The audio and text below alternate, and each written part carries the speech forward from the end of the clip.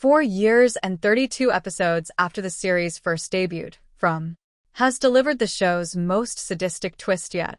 The MGM Plus horror series has never been shy about tormenting characters in the most twisted way possible. A precedent was set in the first episode's cold open, where what appears to be an elderly woman convinces a child to open a window, only to transform into a monster and devour the child and her mother. Since then, the devastating twists have only gotten worse for From's characters. One of the monsters, Smiley, was seemingly killed in Season 2, only to be reborn after Fatima Hassan was pregnant with him throughout Season 3. At the beginning of Season 3, the monsters made Sheriff Boyd Stevens watch as they ripped apart and ate Tianchen Liu. The From Season 3 finale presented another horrifying twist when Julie Matthews time travels to try and save her father, Jim Matthews, only to see him killed by the Man in Yellow. In Season 4, Episode 2, present-day Julie discovers her father's fate, and the way it happens is the most sadistic thing the show has done so far. At the beginning of Season 4, Episode 2, Boyd sees a large bag with blood dripping out of it hanging from the motel sign. He and several others begin to suspect that the corpse of Jim, who did not return the night before, is in the bag. Naturally, Boyd does not want Julie or Ethan to see their father like that, nor does their mother, Tabitha Matthews, so the children are sent to the town's barn. However, this is exactly what the Man in Yellow wanted, as it's a dead animal in the bag, while Jim's body has been left hanging upside down in the barn. Placing Jim's corpse in the barn, which had previously been a place of comfort for Ethan, and ensuring that he and Julie would be the first to see their father's mutilated body is a new level of evil even for this series. The Man in Yellow knew the Matthews children would be sent there and staged it so they could discover their father's fate in the worst way possible. The sadism is made even worse when rewatching the scene, as on their way to the barn, Julie promises Ethan that they will find their father. She is correct, as they find him almost immediately after that, but not in the way she meant, instead finding him in a disturbing manner that will forever stay with the siblings. After that, it makes complete sense that Julie is determined to storywalk back in time to try and save Jim, with the hope that this entire chain of traumatizing events can be undone.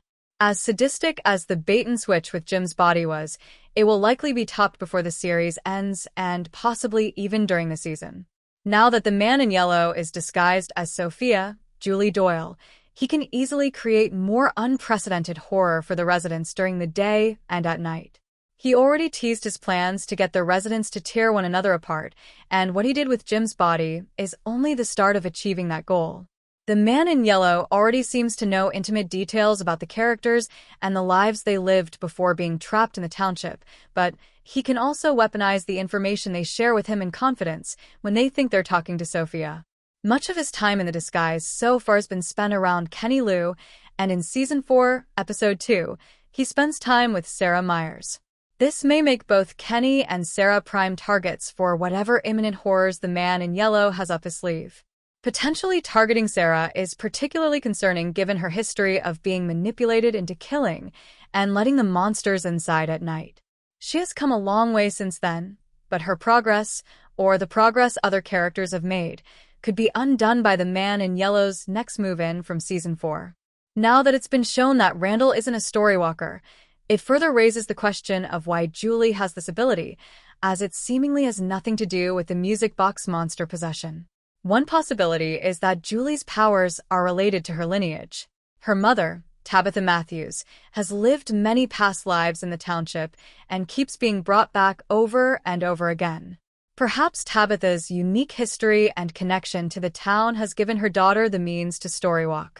This ability may only be present in a female child, as Ethan was unaffected when he went into the ruins in Season 3, and Victor Kavanaugh, the male child Tabitha had during her past life as Miranda, doesn't seem to have the ability either.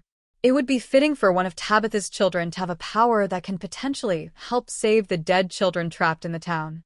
Another possibility, one that is darker, is that Julie is a story walker because it is the best way for the township to torment her. Giving her the ability to time travel and to make her believe she can save her father, only for her to repeatedly fail, is an effective way to keep providing false hope, only to crush it. With From confirmed to be ending with Season 5, the origins of Julie's storywalking is among the many mysteries that the series needs to answer before it concludes. A major From theory about Randall Kirkland has been officially debunked. Randall was first introduced in Season 2 as one of the many characters aboard the bus that comes into the township. He spent most of his debut season being confrontational with practically all of From's characters, even those trying to help him, and being convinced that the township was some kind of simulation or psychological experiment. He could no longer deny the supernatural forces surrounding him after being possessed by the music box monster alongside Julie Matthews and Marielle Sinclair. Thanks to Sheriff Boyd Stevens, all three survived and were seemingly freed from the music box monster during the From Season 2 finale. However, Season 3 revealed their freedom might not be as permanent as they thought, including Randall seeing and hearing a swarm of cicadas just as he did when he was possessed. Another important revelation in Season 3 was after Randall and Julie stumbled upon ruins in the woods. Julie discovered she was a storywalker, which means she can time travel to select points in the township's history, but she cannot change what happened. Between Randall and Julie being possessed and surviving together, them both sensing something in the ruins, and Julie being a storywalker, Randall also being a storywalker became a popular theory, but this has now been debunked.